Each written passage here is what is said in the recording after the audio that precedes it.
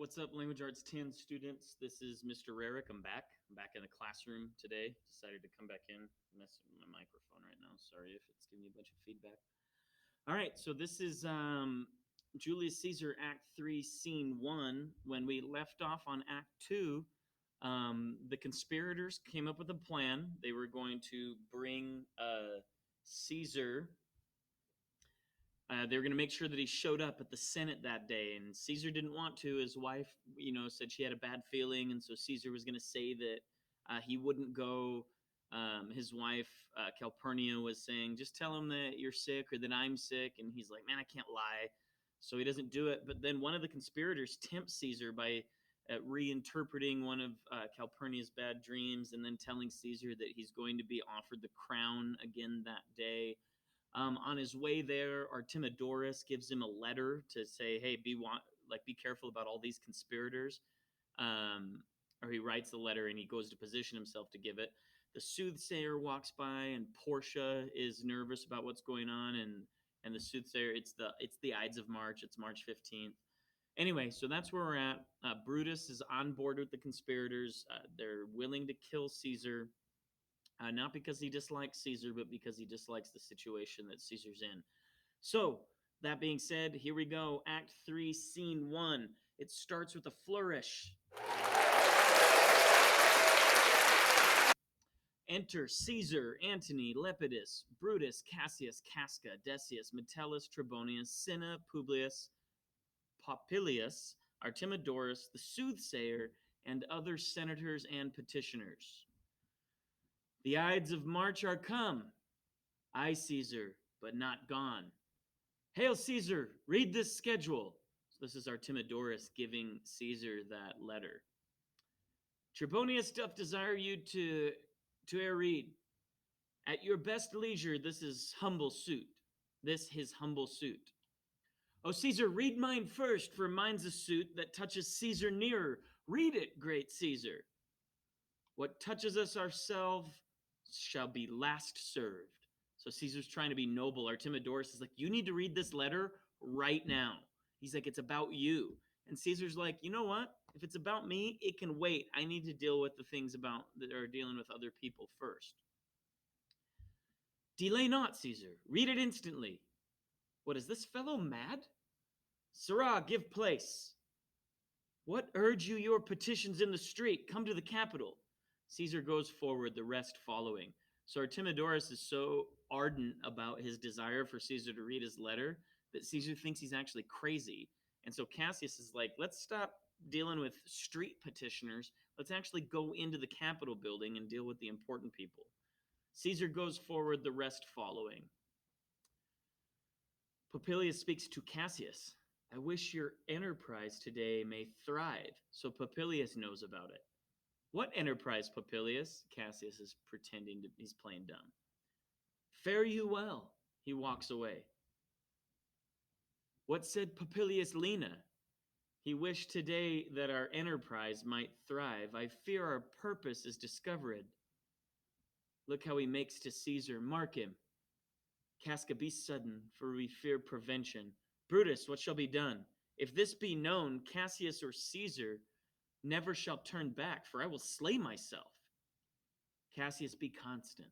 Popilius Lenus speaks not of our purposes, for look, he smiles, and Caesar doth not change. Trebonius knows his time, for look you, Brutus, he draws Mark Antony out of the way. Trebonius and Antony exit. So this is part of their plan. So first of all, Cassius is nervous that their whole plan has been discovered because Popilius comes up and says, hey, good luck in whatever you do today. And then he goes to speak to Caesar. And at first they think that he's going to warn Caesar, but Brutus looks and he's like, no, Caesar's countenance doesn't change. I think Popilius is on our side. And then Trebonius goes and talks to Mark Antony, and they leave. So he's distracting Mark Antony because Mark Antony might be there to defend Caesar. Where is Metellus Cimber? Let him go and presently prefer his suit to Caesar. He is addressed. Press near and second him. Casca, you are the first that rears your hand. Are we all ready? What is now amiss that Caesar and his senate must redress? Metellus is kneeling. Most high, most mighty, and most puissant Caesar, Metellus Cimber throws before thy seat an humble heart. I must prevent these, Cimber. These couchings and these lowly courtesies might fire the blood of ordinary men and turn preordinance and first decree into the law of children. Be not fond to think that Caesar bears such rebel blood that will be thawed from the true quality with that which melteth fools. I mean sweet words, low crooked curtsies and base spanal fawning. Thy brother by decree is banished. If thou dost bend and pray and fawn for him, I spurn thee like a cur out of my way. No, Caesar doth not wrong, nor without cause will he be satisfied. So he's basically telling Metellus is like he's like kneeling in front of him and basically trying to win him over with all these like courtesies. And Caesar's like, get to the point. It's not these courtesies that are going to win me over. Is there no voice more worthy than my own to sound more sweetly in great Caesar's ear for the repealing of my banished brother? Brutus is kneeling. I kiss thy hand, but not in flattery, Caesar, desiring thee that Publius Cimber may have an immediate freedom of repeal. What, Brutus? Cassius is now kneeling. Pardon, Caesar. Caesar, pardon. As low as to thy foot doth Cassius fall, to beg enfranchisement for Publius Cimber. So they're all like, listen to Cimber, listen to Cimber. I could be well moved if I were as you. If I could pray to move, prayers would move me. But I am constant as the northern star, of whose true fixed and resting quality there's no fellow in the firmament. The skies are painted with unnumbered sparks. They are all fire, and every one doth shine. But there's but one in all doth hold his place. So in the world 'tis furnished well with men, and men are flesh and blood and apprehensive. Yet in the number I do know but one that unassailable holds on his rank, unshaked of motion, and that I am he. Let me a little show it, even in this, that I was constant. Cimber should be banished, and constant do remain, and to keep him so. Cinna is now kneeling.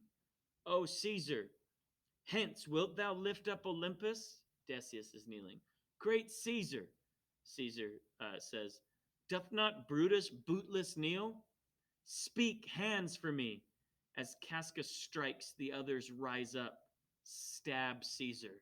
So all of the conspirators were getting around Caesar, asking them to change their mind. And I think, if I remember right, I might be wrong on this, I might have to look it up, but Cimber is asking for Caesar to change his mind about something he's already ruled about. And Caesar gives this big, long speech about how he is constant, how he has to stay the same no matter how much other people change. And he compares himself to like the northern star.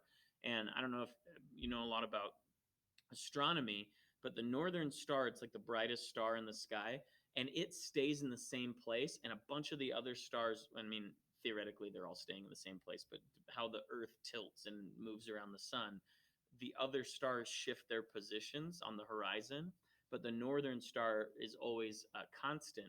And so Julius Caesar says that he has to remain constant as well. And so he's not going to grant this petition.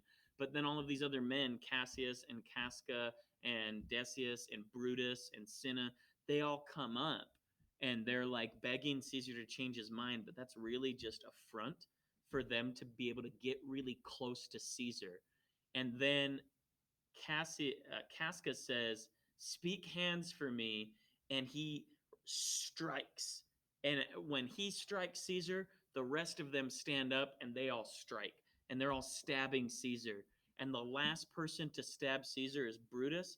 And this is one of the most famous lines in all of literature. When Brutus stabs him, Caesar says, Et tu, Brute? Then falls Caesar.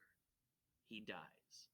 So Caesar dies right here, but his last words are "E tu, Brute," and he's like, "Even you." That's Latin. It means even you, Brutus, would do this. And he says, "Then fall Caesar." If somebody as noble as you, Brutus, believes that I should die, then I will die. He's surprised and he feels betrayed, but he's also like, he respects Brutus. He's like, "E tu, Brute?" It's like almost like he expected this from some of the other men, but not from Brutus. And he's like, if Brutus is willing to do this, then falls Caesar. And he dies. Liberty, freedom, Tyranny is dead. Run hence, proclaim, cry it about the streets. Some to the common pulpits and cry out liberty, freedom, and enfranchisement. People and senators, be not affrighted, fly not, stand still. Ambition's debt is paid. So Senate and Cassius are sending people out to go tell the public that the tyrant Caesar is dead. But Brutus is telling the senators and the people, the important people, stay here. Ambition's debt is paid. He wants to explain to them why they just did what they did. Go to the pulpit, Brutus, and Cassius too. Where's Publius? Here, quite confounded with this mutiny. Stand fast together, lest some friend of Caesar's should chance. Talk not of standing, Publius, good cheer. There is no harm intended to your person, nor to no Roman else. So tell them, Publius. So they're saying, look, we're not trying to kill more people. You guys don't need to be afraid. We want to explain to you what we're doing. And some of the senators are like, we need to get out of here because they might be coming after us as well. They describe it as a mutiny. Cassius stands up. And leave us, Publius, lest that the people rushing on us should do your age some mischief. Do so, and let no man abide his deed, but we the doers. All but the conspirators exit. Oh, so they do exit because they know that the people were going to run in. So they actually tell this. They explain to the senators, look, we're not trying to kill you, but you all need to leave because there's going to be a bunch of craziness right now, and you might get trampled by the crowds. But know that we're not coming after you, so you're good. Okay, so then everybody leaves, and the conspirators stay. And now Trebonius enters. And remember, Trebonius distracted Mark Antony. Where is Antony? Fled to his house amazed. Men, wives, and children stare, cry out, and run as it were doomsday. Fates, we will know your pleasures. That we shall die we know, 'tis but the time, and drawing days out that men stand upon. Why, he that cuts off 20 years of life cuts off so many years of fearing death. Grant that, and then is death a benefit? So are we Caesar's friends that have abridged his time of fearing death? Stoop, Romans, stoop, and let us bathe our hands in Caesar's blood, up to the elbows, and besmear our swords, that then walk we forth even to the marketplace, and waving our red weapons o'er our heads, let's all cry peace, freedom, and liberty. So this is, if you remember the dream that Calpurnia had, Caesar, there was like a statue of Caesar, and he was a fountain, and it was spraying out blood, and all of these men were like having a party covering themselves in his blood. Well, that dream it's actually coming to pass right now. Brutus suggests that all the conspirators cover themselves in Caesar's blood. And in his mind, it's like a way for them they're not ashamed of what they've done. They want to make sure everybody knows who the responsible people are so that they can then explain it, because they know that they're well respected. And if people know that they did it, then they'll listen to their reasons why. Stoop then and wash. They smear their hands and swords with Caesar's blood. How many ages hence shall this our lofty scene be acted over in states unborn and accents yet unknown? This is like actually kind of a joke by Shakespeare, because we don't actually know if this is how everything happened when Julius Caesar died. This is Shakespeare's version of it. And Shakespeare is writing a play, and in the play, one of his characters says, what we just did will be so famous that people forever in the future will be acting out scenes in this in accents unknown. Like, and that means like unknown languages, which is kind of funny. It's because the Greeks didn't speak English. Shakespeare wrote in English, and he's writing his character saying, people will do this in the future in languages that we don't even know yet. And Shakespeare's the one doing it in the future in a language that the Greeks wouldn't have known. So he's kind of breaking down the fourth wall right there. How many times shall Caesar bleed in sport, that now on Pompey's basis lies along no worthier than the dust? So Brutus says, how many times will Caesar bleed in sport? It's like a game. So every time this play is acted out, it's like Caesar's dying in sport and for fun almost. So oft as that shall be, so often shall the not of us be called the men that gave their country liberty. So Cassius is saying this is going to happen so much. People are going to remember this as like one of the greatest days in Greek history because we freed the Greek people from the tyrant Julius Caesar. What, shall we forth? Aye, every man away, Brutus shall lead, and we will grace his heels with the most boldest and best hearts of Rome. Enter a servant. Soft, who comes here? A friend of Antony's? The servant is Neely. Thus, Brutus, did my master bid me kneel. Thus did Mark Antony bid me fall down. And being prostrate, thus he bade me say, Brutus is noble, wise, valiant, and honest. Caesar was mighty, bold, royal, and loving. Say I love Brutus and I honor him. Say I feared Caesar, honored him, and loved him. If Brutus will vouchsafe that Antony may safely come to him and be resolved how Caesar hath deserved to lie in death, Mark Antony shall not love Caesar dead so well as Brutus living, but will follow the fortunes and affairs of noble Brutus through the hazards of this untrod state with all true faith, so says my master Antony. So this servant is Mark Antony's servant, and he comes to Brutus and he's like, look, I'm not a threat. Mark Antony just wants to know why you felt like Caesar needed to die. I trust you, Brutus, and I'm not going to cling to dead Caesar more than to living Brutus, but I need to know that I'm going to be safe if I come to you. And so he sends his servant and asks him that.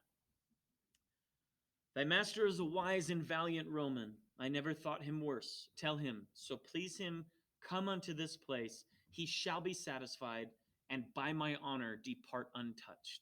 So Brutus tells the servant, look, I think Mark Antony is valiant, and I never thought him less than that. And if he comes here, we'll explain our purpose, and we're sure that he'll see why we did what we did and understand it, and we won't hurt him. He'll leave here untouched. I'll fetch him presently. The servant exits. I know that we shall have him well to friend.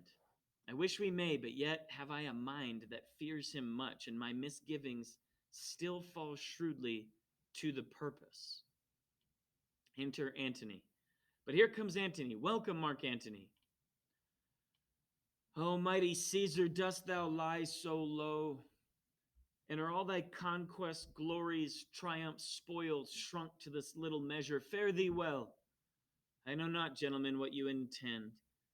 Who else must be let blood? Who else is rank? If I myself, there is no hour so fit as Caesar's death's hour, nor no instrument or half that worth of those your swords made rich with the most noble blood of all this world. I do beseech you, if you bear me hard, now whilst your purpled hands do reek and smoke, fulfill your pleasure, live 1,000 years, I shall not find myself so apt to die.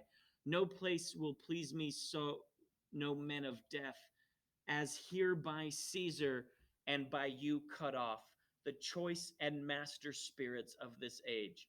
So Antony comes in and he sees Caesar's dead body and he's grieving and he says, what caused this to be? And then he tells him, look, if I need to die, there's no better time than now. Than to die by you at the same time Caesar dies. I would love to be included right there, which is interesting because he sent his servant in first to make sure that he'd be safe, but now he's saying the right things. And he's saying, I would love to die at the same time as Caesar and by the same things that killed him. And he said, and this is like literally these men are being caught red-handed, right? Their hands are covered in Caesar's blood. And Antony's walking in, and so are their swords, and they're holding the swords, and they're all covered in Caesar's blood. And Antony says, if you need to do it now.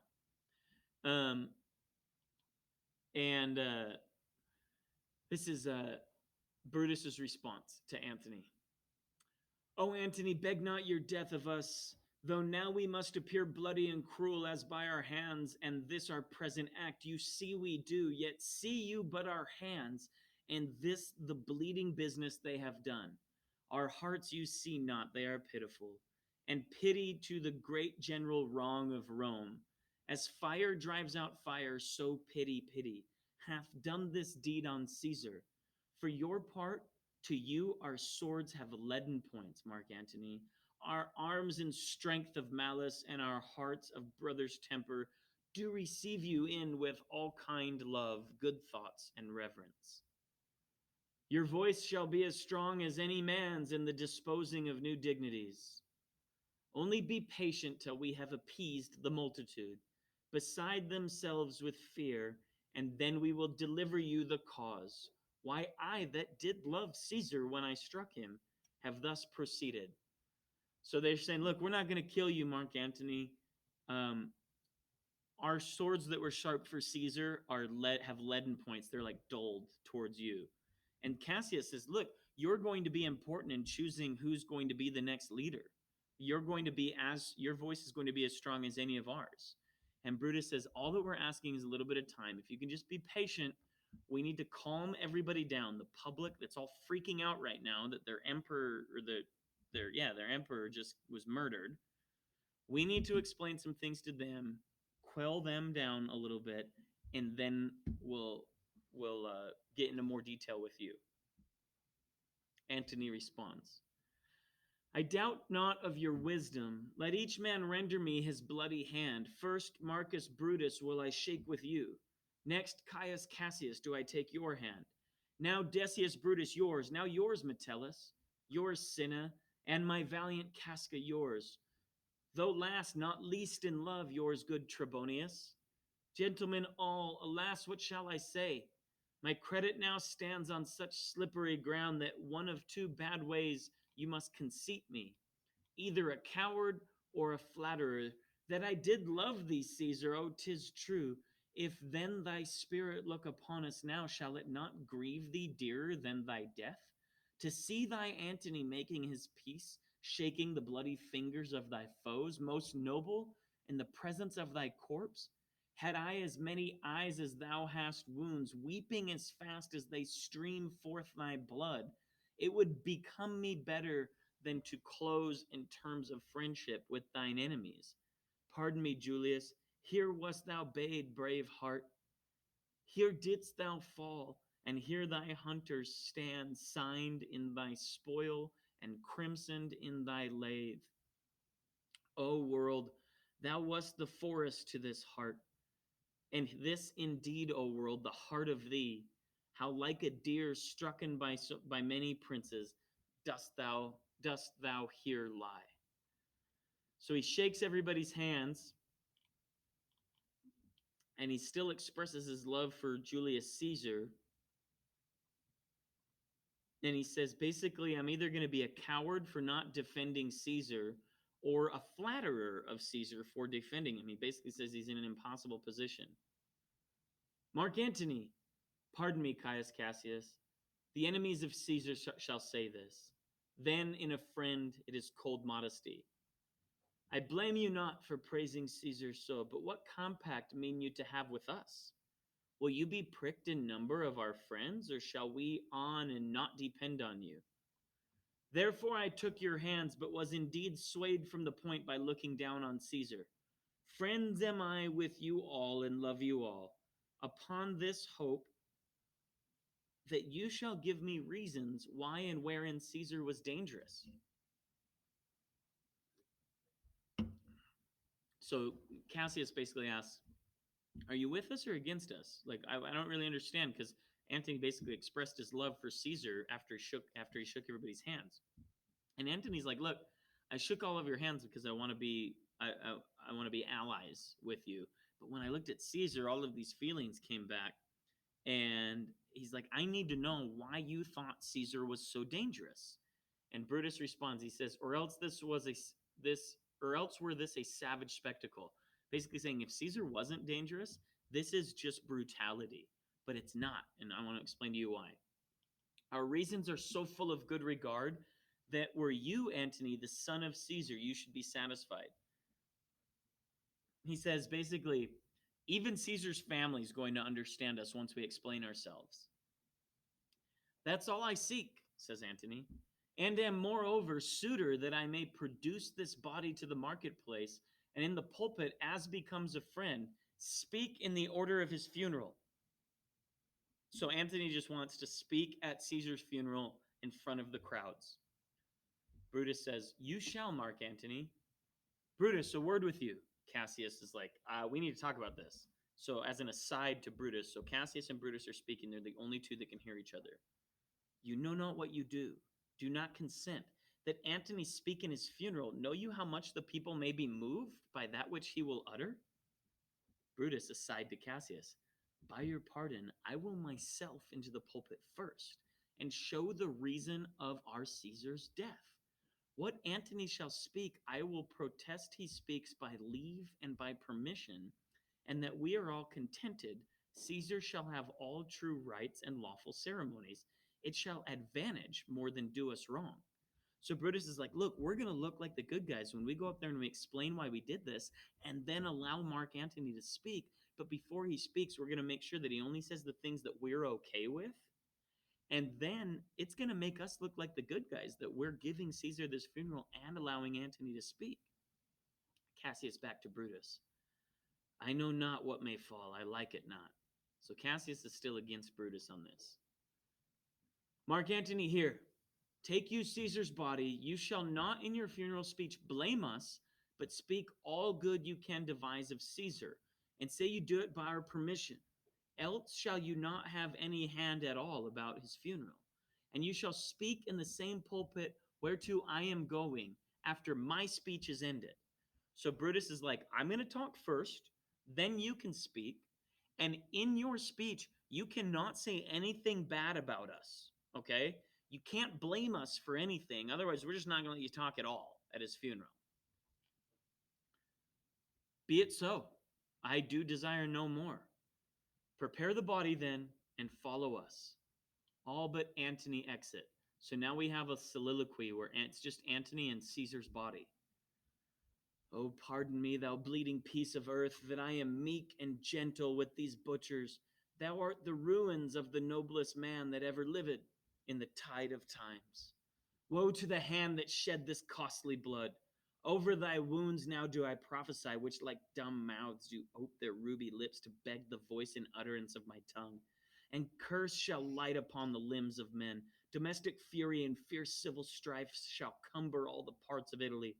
Blood and destruction shall be so in use, and dreadful objects so familiar, that mothers shall but smile when they behold their infants quartered with the hands of war, all pity choked with custom of fell deeds. And Caesar's spirit, ranging for revenge, with 8 by his side come hot from hell, shall in these havoc confines with a monarch's voice cry, Havoc! And let slip the dogs of war, that this foul deed shall smell above the earth with carrion men groaning for burial. So now that they're all gone, we see Antony's true motives. He is going to get revenge for Caesar. He's like, these men are begging me to speak at your funeral to help their cause.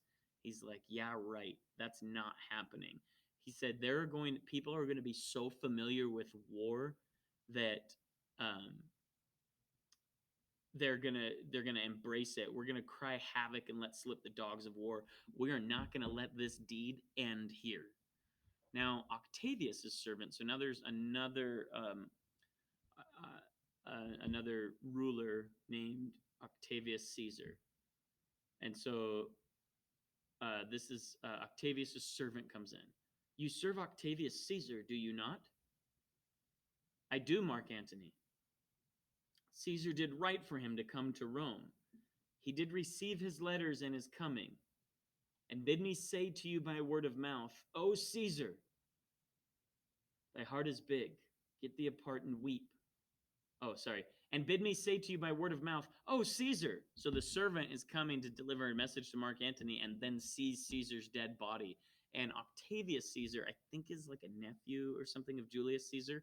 They're related. And I think by blood, he would be the next ruler, but he's not like an elected ruler. Thy heart is big, get thee apart and weep. Passion, I see, is catching for mine eyes. Seeing those beads of sorrow stand in thine, began to water. Is thy master coming? He lies tonight within 7 leagues of Rome.